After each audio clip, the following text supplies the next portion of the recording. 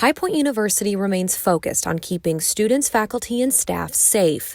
Since HPU's Health and Safety Task Force was created in response to the pandemic, new measures have been implemented that are recommended by the CDC and other national health authorities to prepare for in-person classes and the fall semester. These include physical distancing protocols, as well as cleaning residence halls over the summer.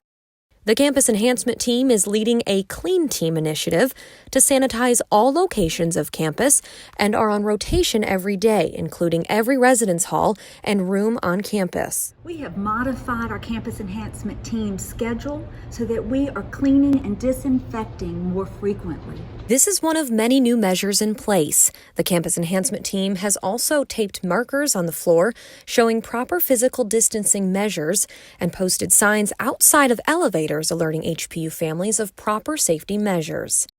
These efforts and more will continue throughout the summer months to ensure the health, safety, and security remain HPU's top priorities as we continue to navigate the global pandemic.